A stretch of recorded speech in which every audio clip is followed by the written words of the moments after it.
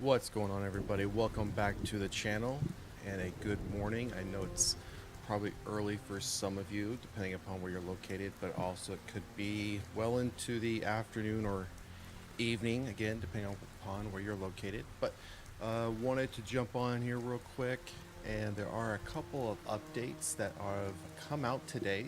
Some that got reported yesterday that were supposed to come out today, and we've already gotten a new trailer drop and new posters for Until Dawn. We did cover off on this film about a month or so ago when the initial teaser trailer came out. I wasn't expecting we were going to get a new trailer so soon, plus some new posters. Now, I do want to take a look at the posters. I think the posters are pretty nice, but one thing I don't believe many people noticed about the posters, especially considering the premise of the film that each night is a different nightmare.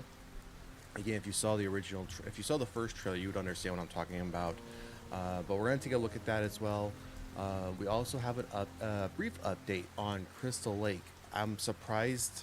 I think many of us are surprised this show is still moving forward, which is the prequel series to Friday the 13th, especially since it's been going up and down as far as is it going to happen, is it not going to happen. We know that the Friday the 13th franchise has been sitting pretty dormant for quite some time, just due to licensing issues, which appears to be a constant issue across many of the franchises from the late 70s into the 80s.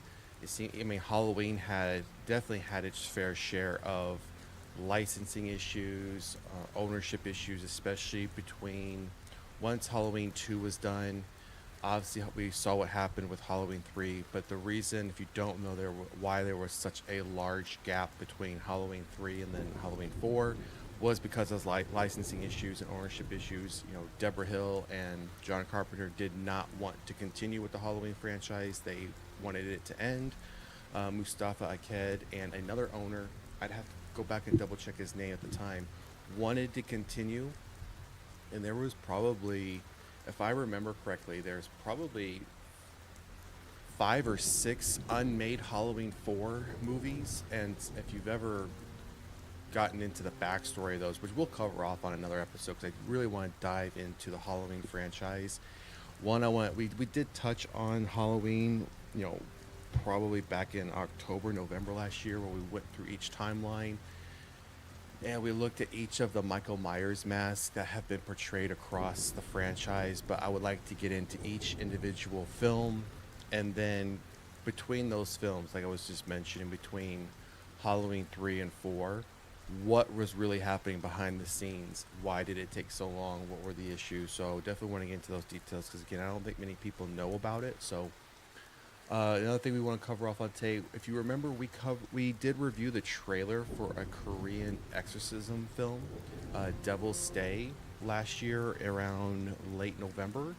We didn't have a date as far as when we might get this film in the U.S., but it is actually coming out on digital. We do have a date for that, so I wanted to share that with everybody, especially for those who are interested in international films, horror films, especially this one being an exorcism film. I enjoy exorcism films. I've said that many times. I enjoy the demonic possession exorcism films, which I will be dropping 2 movie reviews later today on the 2 Russell Crowe films that he did in 2024. The exorcism films, he happened to do 2 of them, 2 completely different films. I watched them. I had seen them originally, but I saw them with a gap between them. But I went back to them last night and watched them back to back. And I think when you watch them back to back, you appreciate one more than the other. But then in the one that you do appreciate more, the ending it just didn't feel like it really fit the film. It felt like it turned into an episode of Supernatural. So I was a bit disappointed on that. But the fact that it was loosely based on true events, again, we'll cover that off in the movie review. So let's get into some of the news updates for the horror community over the last probably 18 to 24 hours. So let's get into these details. As I was mentioning, Until Dawn character posters introduce the movie's monsters, and we get a new trailer. This says tomorrow, which is actually today. This came out late yesterday. But I wanted to take a look. We will be doing a trailer review for this new trailer Until Dawn today as well, so be on the lookout for that video. It'll probably drop soon after our live show this morning. But I wanted to take a look. We're not going to read through this article. We see here we still have the April 25th, 2025 date for this film. Much of this we've already covered off on as far as, who's directing it, who's in it, what the premise is. This is, this update really, I just want to look at the posters. So if we look at this first one here, I mean, we obviously don't have the name of, this creature, this entity, this villain. But what I wanted to focus on was the bottom portion of each poster. So if you see what she looks like here, as far as, her eyes, the wounds on her face, the wounds on her forehead, right? So if you keep scrolling down, for example, look at this next poster, you can see it's changed. So you see how she has this eye bruise here, this bruise on her forehead. If we come down here, you see it's a different entity or villain, but you see her wounds have now changed. And then if we keep going down, you see again, less wounds on her forehead. This eye seems pretty good. And then if we keep going down, she has nothing here in this one. But again, very badly wounded here. So I'm curious to know, I mean, if each night is new, right, and they have to survive the 13, up to try to get to the 13th night and survive it. If they're starting every night over again, I'm finding it interesting that she's, getting, I guess, battle damaged more depending upon which entity that they're fighting or that they're coming across. Because like this one, she's fine, she has no damage. But if you go back to this one, she's got a lot more. Her eyes are messed up, forehead again's messed up, her upper cheek is injured. So I just thought that was an interesting change that they made for each poster, along with the entity or the character that's in the nightmare. So you don't typically see that. So I thought that was a nice touch I wanted to call out for these posters. I think these posters would look better though if you got rid of this, font here. I'm sure somebody out there will do it. I'm sure somebody out there who's good at Photoshop will take a look at these posters and possibly remove all this extra font here, maybe even this top. Just really have Until Dawn. I think that's all you really need on these posters, and remove everything else. I think it would be a much cleaner look. So yeah, I just wanted to call that out and see if anyone else happened to have noticed that, or people just assumed, oh, we have a character poster for each villain, so to speak, so that they're going to come across. So jumping into the next one, so this is the Korean Exorcism movie, Devil's Stay. It says possesses home video March from Wellgo USA. So again, we covered off on this one early mid-November last year. We did do a trailer review along with a couple other trailers in the same daily episode. I think we also covered off on the public domain Little Mermaid film that was being done. It's not a part of the Pooniverse. It's being something totally separate on its own. But we mentioned back in November we would come back and advise, if we find out what the date is for this release, we would come back and share it with everybody. So again, we've already covered off on what this film is, who's in it, what it's about. So you see here, it is releasing on Blu-ray, DVD, and digital on March 18th. Now it doesn't say, is this only going to be, I'd imagine based on this Blu-ray cover, this is just the poster, but this Blu-ray cover, it doesn't have an international rating on it. Usually films that are going to be international only will have an international rating here at the bottom corner, whether it's down here in the left or right corner, but this doesn't have it. So I'd imagine this is going to be this is a US release. So I am looking forward to this one. As I mentioned, I'll be checking this one out. It's already on my list for March's movie reviews. So I am looking forward to this one.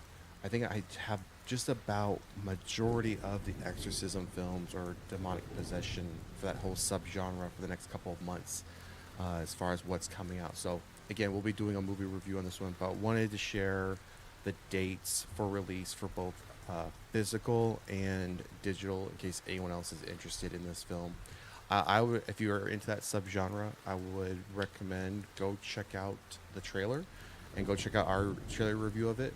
Um, I think it looks pretty good. It's considering international. I haven't seen too many exorcism films coming out of as far as Korea or South Korea.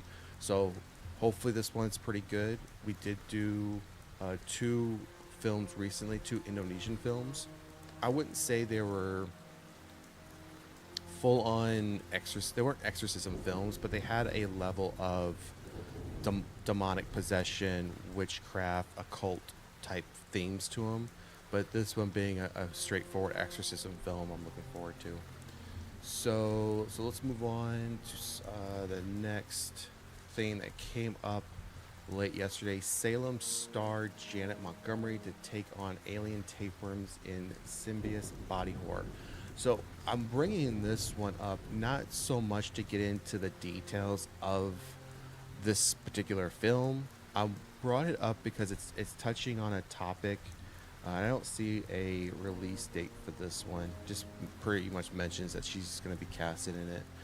I'm bringing this one up because we've touched on this topic before, and we can see now it's another body horror film. I mentioned this when The Substance came out, and The Substance started picking up momentum as far as a following, and as far as, I mean, we know it's already won Golden Globe, it's already won Critic Choice. Now it's going up for Academy in early March. But on the side, though, it's won several other awards at various festivals, both domestic and international. However, with that said, I worried, and I brought up at that time last year, are we going to see an uptick in body horror films?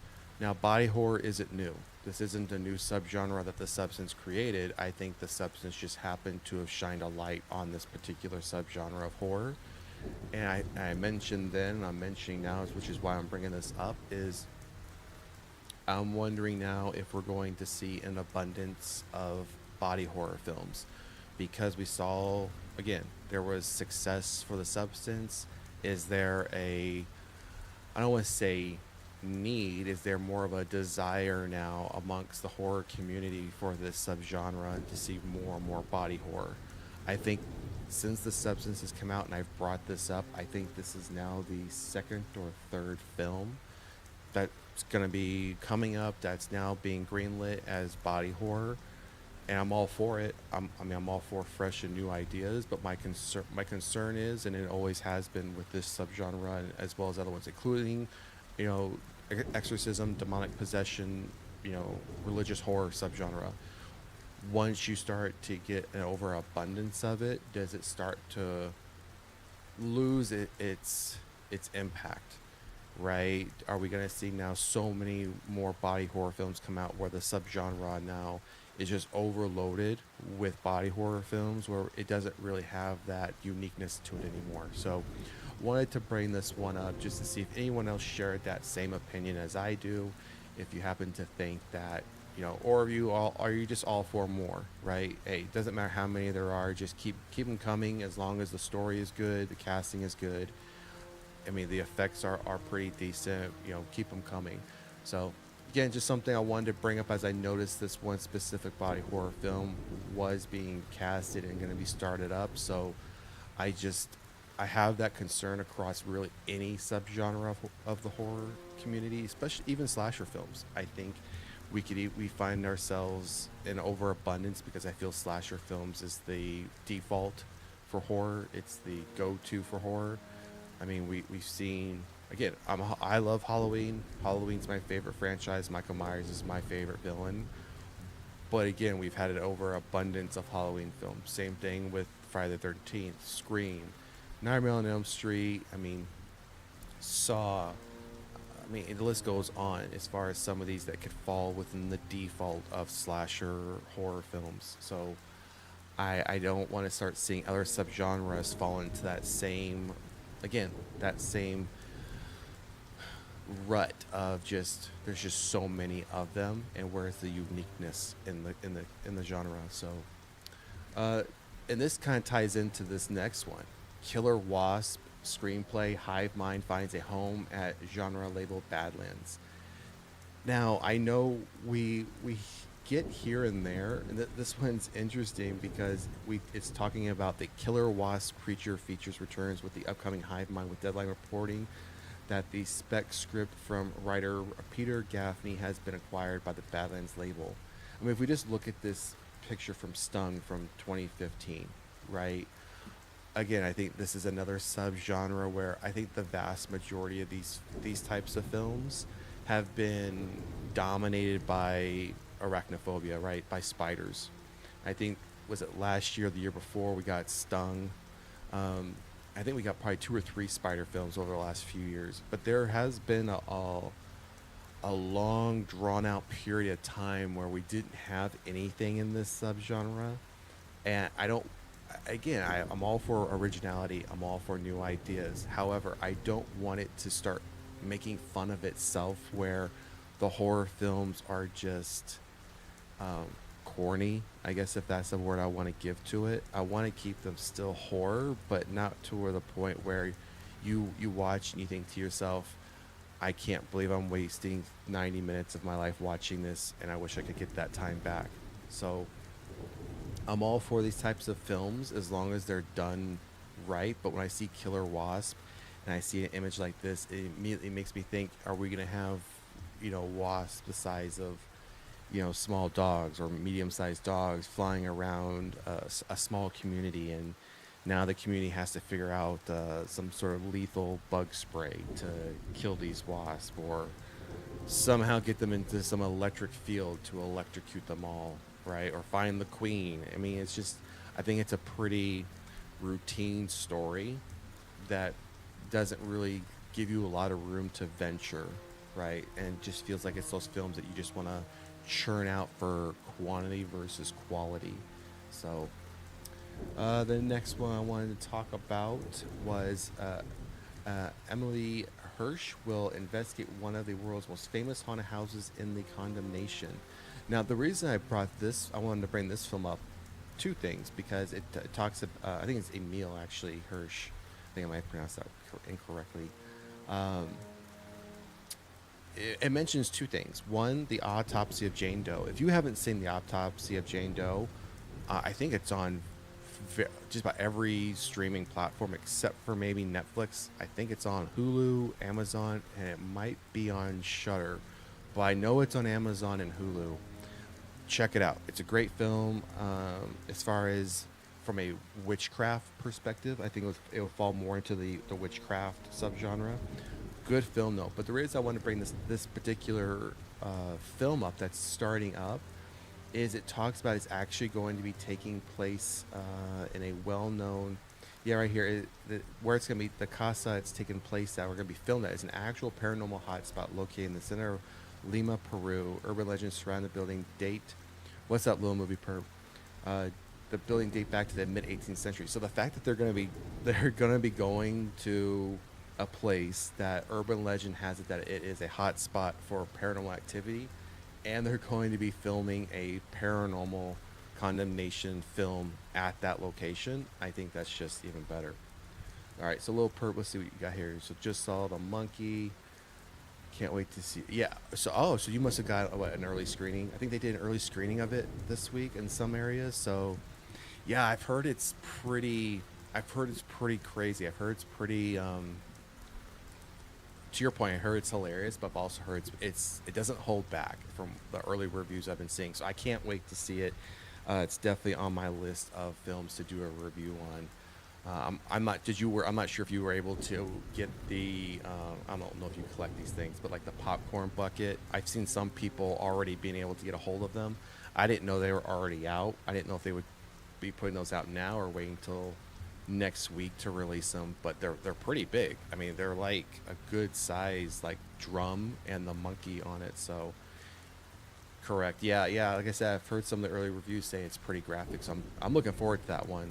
I'm not sure. I mean, I haven't seen anybody say if it's graphic in the sense of Terrifier graphic, or if it's graphic in its own sense of, it's standing on its own 2 feet, right? As far as the kills and how graphic it is versus being graphic gore like Terrifier is. No, I wish people leaving my theater with it. Yeah, like I'm sure it's pretty limited. I'm wondering if they're going to do like what they did with some popcorn buckets, where they sell out pretty quick and they see the popularity of them, and then they try to do. I know they did that with the Batman, with the anniversary of the Batman last year. They did a popcorn bucket like the Bat Signal, and once those sold out, they put it out on their website that you could pre-order it so people could have an opportunity to get it. But I know the clown one that they did last year, just is supposed to be shipping out for those who were able to pre-order the Art the Clown popcorn bucket when they did Terrifier 3. That one is supposed to be shipping already or supposed to be shipping soon. I know they took pre-orders on that one really early in, gosh, I want to say late September, early October. It started the news coming out, but I think the pre-order started in early November. So it's been a few months since that pre-order went out. All right, so jumping to this one. So I thought this was an interesting update. Linda Cardellini reportedly in talks to star in Crystal Lake series from A24. It's not so much the casting that's surprising me. It's the fact of we're talking about the Crystal Lake series again. And this was just not even 10 hours ago that this update came out. I mean, this show has been going on and off, on and off. I mean, you can see here, Peacock had given the project a straight-to-series order in 2022. I'm not sure exactly. I don't remember exactly when in 2022 that was, but I mean, we're already into 2025 and nothing has moved on this, and we finally now have some casting news. And this is supposed to be still, my understanding is, this is still supposed to be a prequel. And Linda would be playing Mrs. Voorhees in this prequel series. Now, I'm not sure really where you go with this prequel series as far as, if we think about where the first Friday the 13th film is. I mean, Mrs. Voorhees is obviously, if you don't know, and this should not be a spoiler for anybody who's watching this video, that Mrs. Voorhees was the original killer in the Friday the 13th. Let me see here. So Little Movie Perp says, do we know if they're Bates moteling it with Mrs. Voorhees being late? Yeah, I'm not sure. But we all know Mrs. Voorhees was the original killer in Friday the 13th. Jason didn't become the killer until part 2. But knowing that, though, and are you going... Because the story was that counselors were supposed to be watching Jason when he was a kid, and he supposedly drowned in the lake. Now, are we going to see the events from that point that's going to take us through a prequel series to the beginning of the original Friday the 13th movie?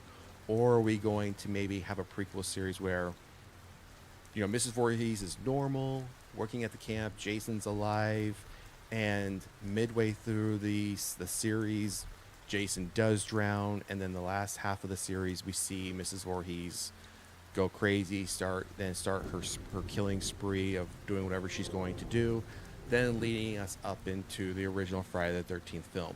That would be, I think, the best way to go about doing it. Show the fact that Jason is alive, and then show the supposed drowning. I mean, we know he doesn't drown, but show the supposed drowning, and then maybe, obviously we see him in the first film, kind of hiding in the background. Even with the second film, he's doing that kind of in the woods, living there. So I'm interested because I don't know how this could work. Exactly. I don't know how this is going to work either.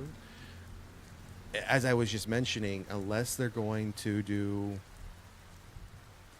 something where Jason is already supposedly drowned, and this is just 8 to 10 episodes of Mrs. Voorhees just kind of going crazy and thinking Jason is dead, is drowned, and now just goes on this spree, which leads us into Friday the 13th, the original film. Or again, as I mentioned, if we had like 10 episodes, the first 4, Jason's alive. Episode 5, he supposedly drowns. And the last 5 episodes, we see that build up leading us into the original film. So that's the only thing. Those are the only 2 paths I could see this going that would make sense to do something like this. But I brought this up because, one, it's a recent update that we haven't had in a long time on this series, because at one point the series was canceled, and then they said, nope, we're actually going to do it. But the other thing is, this falls into something I was mentioning in yesterday's show, was around like Dexter, right? We have the Dexter Original Sin prequel. We're getting Dexter Trinity, another prequel, at some point. I'm sure that will be well after we get Dexter Resurrection. But I don't. It almost seems like prequels are the thing now because I believe Peacock also. I think Peacock or Paramount. I think it was maybe Paramount did a prequel series to Rosemary's Baby. Did a TV series. It wasn't. I don't know if it was really that popular because I haven't really heard too many people talk about it, and I haven't come across too many people who have seen it.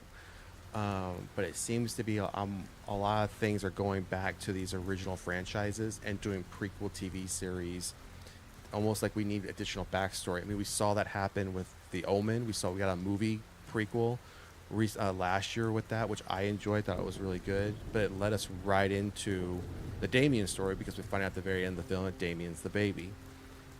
So I think it's just a matter of time before which I don't really know how we would get it or how they would do it. I wouldn't be surprised though if someone comes across and says, "Oh, we're going to do a show called Haddonfield," and it's somehow a Halloween prequel where we see, the events of Michael, killing his sister as a kid, and then what happens in that time between the time, Michael's a kid and he's in a full-on adult in the original film. I mean, we know he's institutionalized that entire time, so I'm not too sure what prequel series you could do, but again, I wouldn't be surprised if we got something like that. So, Mrs. Voorhees' father could also be explored. Maybe, yeah, that's another angle. They could explore that angle as well. I mean, I think that's an angle they could go, but again, you'd need to really in my opinion, and maybe you don't. Maybe you don't need to tie this prequel series to the film franchise at all. Maybe you just leave this as its own standalone thing, even though it's serving as a prequel. But I think the problem you run into that with is the same problem I'm seeing with like the new Alien franchise, Alien Earth or whatever it's called, that's coming to Hulu. I think there's a big issue with that show because supposedly it's happening after Prometheus and Covenant, and it's happening before the original Alien film. Well, that causes a big problem in the story timeline because, and I've said this on many other shows before when we've covered Alien Earth, is in Aliens, the second film, Paul Reiser plays a character named Burke. Burke works for the company, and Burke's whole thing is, I mean, we see it happen. He tries to get Ripley and Newt both impregnated by the facehuggers with an embryo, and the plan is that they would be cryo frozen for the trip back home, and then they would have those two specimens, those two aliens that they could run tests on, that they could study the species. And the whole thing was we can't allow these things to get back to Earth. We can't, because if they do, they're going to just take over and destroy mankind.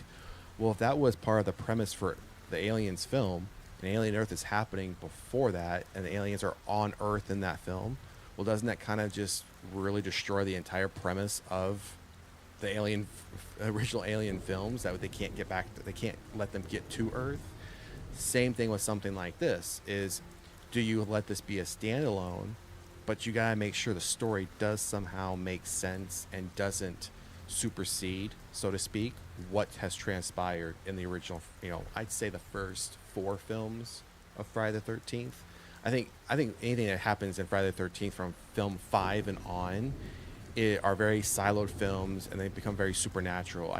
Not to say what happens between 2 and 4 doesn't have some level of supernatural to it, but nothing like what happens with sequels 5 through 10. And then we have, of course, the reboot, and then we had the Jason versus Freddy, or Freddy versus Jason, which was kind of like I don't want to say a direct sequel, but more of a spin-off. So we'll see. But again, I am happy though that we're getting some news about this, but I'm interested to actually know what the story is going to be. But we do have casting, which is good. All right, so the last topic I want to cover on this morning's show, I'm not too sure if many people have seen this, if you've seen Nas, so we got here. Do you think studios will start doing the forgot continuity? Seems to hold a lot of franchises back in some cases. I can't see them not promising a hockey mask, Jason, in later season if they happen. So I think depending upon the franchise, I think if you look at franchises like the foundation, I'll call them the foundational ones, or kind of like the Mount Rushmore franchises that really, I don't think you really want to mess with continuity too much, which would be Friday the 13th, Nightmare on Elm Street, Halloween, uh, and The Omen. I would say those four. I'm not including anything from mid late 90s on, like Scream, like Paranormal Activity, because I think what we're going to see with Scream 7, because of all the casting that they're doing for this film, and we literally still have no idea what this is about. We have gotten some information that we know the Roman character will have a very small role. The actor already came out and said that in an interview 2 days ago, that his role is really small. Uh, for Stu, I just I don't see how you bring him back to life, period, just based on what's happened. I don't see how you get stabbed, you have a TV dropped on your head, and you look like you're being electrocuted. So I think with stuff like that, the newer stuff, continuity, you can kind of mess with a little bit and almost erase. Now, Halloween did try doing it. I don't think they should have. So Halloween has tried four, what, one, two, I think three different timelines, and then they have an anthology timeline. The anthology timeline is Halloween 3. You have the reboot, which is Rob Zombie. Otherwise, you have three different timelines. You have the most recent three films that spin off of the original film. Then you have Halloween's, that goes through Halloween 1, 2, 4, 5, 6, and so on. Then you have Halloween 1, 2, and then H2O, Halloween Resurrection. So you have three different timelines, anthology timeline, and a reboot. So Halloween didn't really care about continuity, even though I think they should have. So Scream 7 has to do commentary on feminist horror with Sydney. All the past killers are Parsons' psyche. I maybe. So I think my theory is how they're going to do Roman and Stu. They're either going to be part of their psyche, or they're going to be an hallucination of either Sydney and or Gail, or now that it's like supposedly a movie that's obviously taking place in 2024, 2025. It's not 1997 anymore, 1996, 97 anymore. So I think a way to bring them back in a way is to have like a silicone mask that somebody is wearing, and they have then they have the voice changer, and Sydney and Gail think Stu is alive. They think Roman is alive, but underneath that is the Ghostface killer, or the Ghostface killers, more than one, right? So we see the Ghostface killer or killers switching back from the traditional mask, but also wearing a potential Stu or Roman silicon mask with the voice changer that sounds just like them. So they think that they are back, but they're really not. So I think that's my theory. Otherwise, it's going to be some dream sequence or some hallucination, which I think would just be a waste to bring them back just for something like that. Like if you remember, like in Mission Impossible 3, when they started using the briefcase, and they would take the scan of someone's face, they would create the mask, put it on, they would record the voice so they could sound just like them. That's what I think would be a great way to bring these two characters back, where you're bringing them back, but you're not really bringing them back. So I think that would be a great way to do it. But I wanted to touch on this. I like sharing these behind the scenes things when they do come up and they do come out. So this is some behind the scenes looks at Bill Skarsgård as Count Orlok.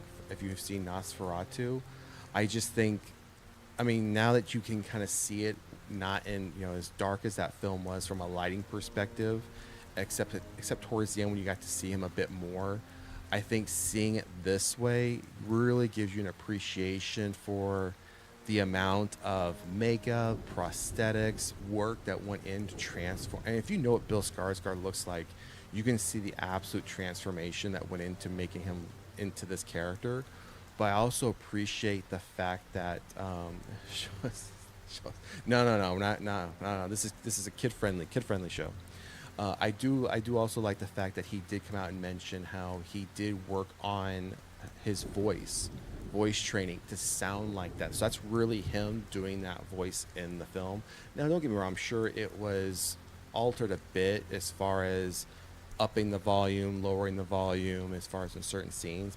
But in general, though, that is him creating that voice. So I thought that was pretty interesting. That I don't know if that's true method acting, but maybe that is a touch of method acting when you're willing to go that far and not allow like CGI, right? Or not CGI, but like special effects to do the voice for you. Like I know they had to like with the Dark Knight Rises when Tom Hardy did Bane's voice. When he originally did it, I think even today some people complain about they really can't understand him, how what he's saying. But when he was doing the voice, it was so low. They actually then got feedback saying, "Well, we can't understand because it's too low." So they actually had to amp it up through the recordings, so we could hear him. And you can tell when you watch that film how it sounds much louder than everyone else is really talking as far as their voice volume. So I think they might have just did it a little too much. So, anyways, just wanted to share these pictures. I thought they were pretty cool, pretty interesting to see behind the scenes stuff. So.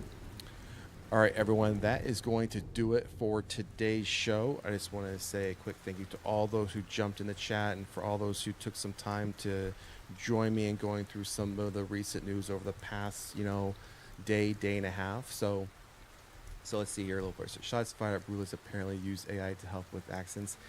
Yeah, that's unfortunate. I think we're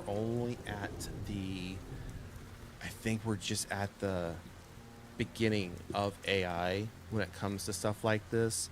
I think it's unfortunate because I think what they're going to do is on some of these films see how far they can push AI to do what they want it to do, and then at some point, actors are they're just gonna have to show up, talk normal, do whatever. And to your point, AI can fix the accents for them, or if they mess up their lines, or if they even want to change the lines, because an actor has now given so much of different variations of words. I wouldn't be surprised if a director comes in and says, "Well, I don't like that line anymore. We really don't need to have them come back in and redo it. We're just going to use AI to do it for us," right?